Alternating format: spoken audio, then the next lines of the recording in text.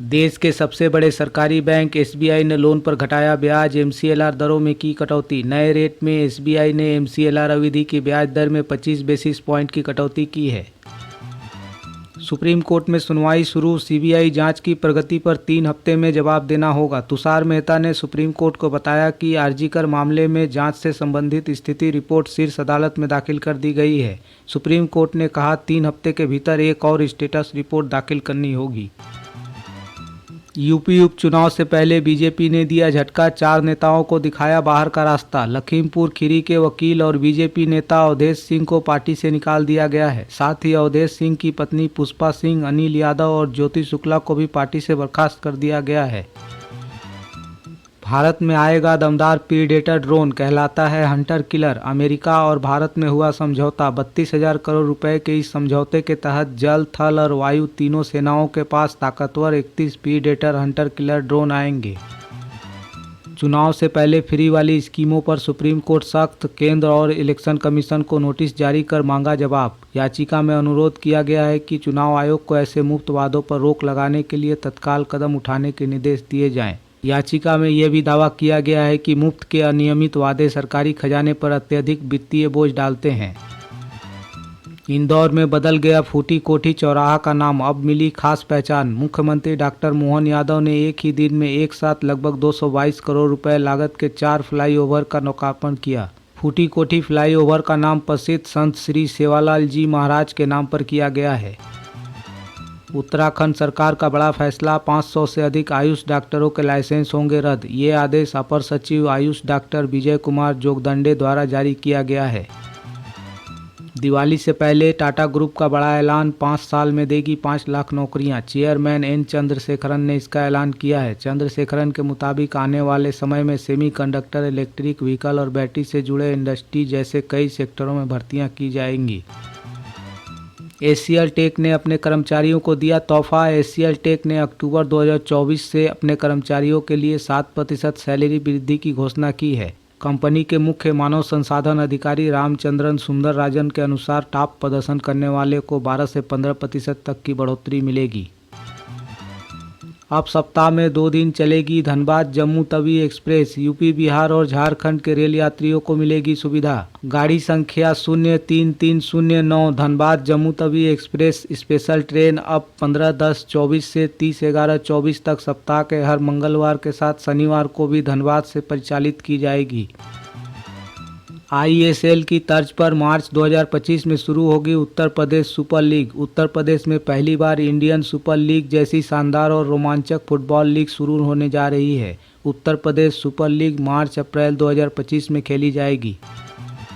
उपग्रह कंपनियों को भी स्पेक्ट्रम खरीदनी चाहिए, सुनील मित्तल ने पीएम की मौजूदगी में की मांग। दूरसंचार क्षेत्र के दिग्गज सुनील भारती मित्तल ने कहा, उपग्रह कंपनियों को लाइसेंस शुल्क का भुगतान करने के साथ साथ अपनी दूरसंचार सेवाओं के लिए एयरवेव खरीदना चाहिए, जैसा कि पुरानी कंपनियां करती हैं, ताकि इस क्षेत्र में समान अवसर उपलब्ध हो सके। चुनाव आयोग ने महाराष्ट्र के लिए चुनाव तारीखों की घोषणा। महाराष्ट्र में सभी 288 सीटों के लिए एक ही चरण में 20 नवंबर को मतदान होगा और वोटों की गिनती 23 नवंबर को होगी। जियो ने सिर्फ 1099 रुपये में लॉन्च कर दिए 2 सस्ते फ़ोन, यूपीआई पेमेंट और चलेंगे 455 से ज़्यादा लाइव टीवी चैनल। इन फीचर फ़ोन की कीमत सिर्फ 1099 रुपये है और इन्हें भारत में लाखों 2G यूजर को किफ़ायती 4G कनेक्टिविटी देने के लिए डिज़ाइन किया गया है। सलमान खान की Y+ सिक्योरिटी हुई टाइट, घर से फार्म हाउस तक चप्पे चप्पे पर तैनात पुलिस। खबर आ रही है कि सुपरस्टार की सिक्योरिटी को और टाइट कर दिया गया है। कानपुर नगर निगम पर 12 करोड़ रुपए का कर्ज, पेट्रोल डीजल का बकाया नहीं देने पर कूड़ा निस्तारण व्यवस्था ठप। नगर निगम के पास लगभग 400 वाहन हैं जिनसे शहर के कूड़ों को उठाया जाता है, लेकिन पिछले 4 महीनों से 1200 करोड़ का भुगतान अभी तक अधिकृत पेट्रोल पंप को नहीं किया गया है। अब पेट्रोल पंप ने नगर निगम को ईंधन देने से मना कर दिया है। गोरखपुर लखनऊ रूट पर इंटरसिटी सहित निरस्त रहेंगी 36 ट्रेनें। 14 से 25 अक्टूबर तक प्री नॉन इंटरलॉकिंग तथा 26-27 अक्टूबर को नॉन इंटरलॉकिंग कार्य के चलते गाड़ियों का निरस्तीकरण किया गया है। अयोध्या में 2 नवंबर से 57 दिवसीय विश्व शांति महायज्ञ का होगा भव्य आयोजन। यह कलयुग में पहली बार और विश्व का सबसे बड़ा महायज्ञ होगा। 2 नवंबर से 28 नवंबर तक चलने वाला 57 दिवसीय यह महायज्ञ श्री कांची कामाक्षी अम्मा की प्रेरणा से हो रहा है।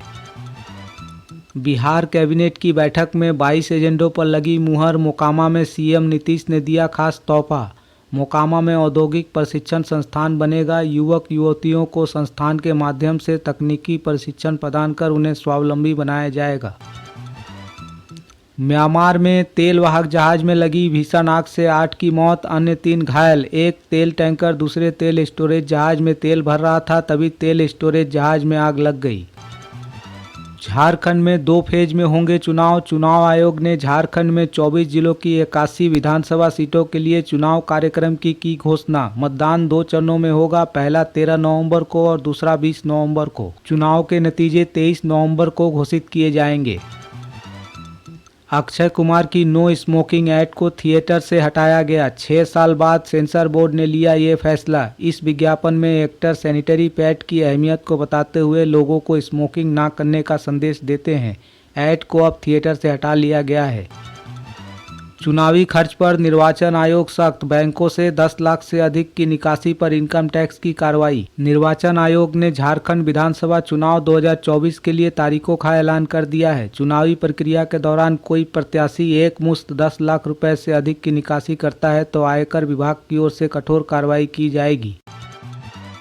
अब एमबीबीएस करने में दिव्यांगता नहीं बनेगी अड़चन। सुप्रीम कोर्ट ने सुना दिया अहम फैसला। सुप्रीम कोर्ट का कहना है कि केवल 40% दिव्यांगता के लिए किसी व्यक्ति को मेडिकल की पढ़ाई करने से रोका नहीं जा सकता है।